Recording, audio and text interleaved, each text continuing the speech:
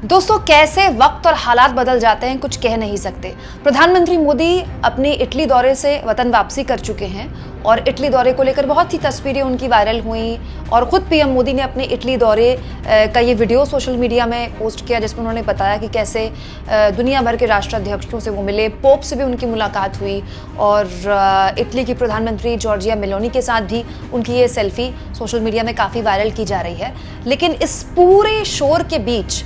एक वीडियो है जिस पर लोगों का ध्यान कम गया। मैं चाहती हूं कि आप उस वीडियो पर ध्यान दें और वो है प्रधानमंत्री का वतन वापसी करना, लेकिन जेपी नड्डा का उन्हें रिसीव ना करना। हाल के सालों में, पिछले 10 सालों में हमने देखा था कई बार ऐसा हुआ कि मोदी जी अपने विदेश दौरों से आए तो नड्डा जी उनका स्वागत करते थे, फिर मोदी जी आते थे, उसके बाद पलक पावड़े बिछाकर उनके कार्यकर्ता उनका स्वागत करते थे। जब मोदी जी आते थे वहीं आसपास कहीं शामियाना लगाया जाता था, फिर मोदी जी वहां भाषण देते थे कि कैसे डंका बज रहा है पूरी दुनिया में। लेकिन हैरानी इस बात की है कि मोदी जी तीसरी बार पीएम बने हैं भाई। पता है, मतलब आप सोचिए, नेहरू के रिकॉर्ड की बराबरी की है मोदी जी ने। लेकिन हर किसी की नजरें इस बात पर जानी चाहिए कि जेपी नड्डा क्यों नहीं पहुंचे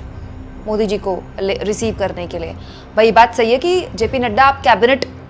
का हिस्सा हैं, वो मंत्री हैं और उनके पास अपना मंत्रालय संभालने के लिए बहुत बिजी रहते होंगे, लेकिन आधिकारिक तौर पर जेपी नड्डा ही बीजेपी के अभी भी राष्ट्रीय अध्यक्ष हैं। बीजेपी को नया राष्ट्रीय अध्यक्ष नहीं मिला है और जेपी नड्डा नहीं पहुंच पाते तो कोई और बीजेपी के बड़े नेता उनको रिसीव करने पहुंच जाते, लेकिन अभी तक तो कोई जानकारी नहीं है कि जेपी नड्डा उन्हें लेने गए कि नहीं गए। बड़ा सवाल ये है दोस्तों कि ये बहुत इंपॉर्टेंट इवेंट था, क्योंकि मोदी जी की तीसरी बार पीएम बनने के बाद मोदी जी का पहला विदेशी दौरा था और गोदी मीडिया तो इसमें मोदी जी की विश्व गुरु वाली छवि को वैसे ही आगे बढ़ा रहा है जैसे बढ़ाता रहा है। लेकिन बहुत सी चीजें तब से लेकर अब तक बदल गई है। पार्टी के अंदर बहुत कुछ चल रहा है, संघ लगातार रोज एक नए बयान के साथ डांट टपट कर रहा है और इस बीच मोदी जी का विदेश दौरे से वापस आना और जेपी नड्डा का उनको रिसीव ना करना, बहुत से संकेत बीजेपी के अंदर की, जी हाँ, बीजेपी के अंदर की बदलती पॉलिटिक्स और उस बदलती पॉलिटिक्स में अलग अलग नेताओं की पोजीशनिंग पर भी तय होता है दोस्तों।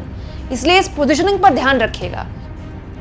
क्योंकि असली राजनीति और मारक जो राजनीति होती है ना, वो पार्टी के अंदर की होती है और उतनी खतरनाक होती है कि वो नेता जो ये सोचते हैं कि फलाना नेता या ढिमकाना नेता मेरा सबसे सगा है, सबसे प्यारा है,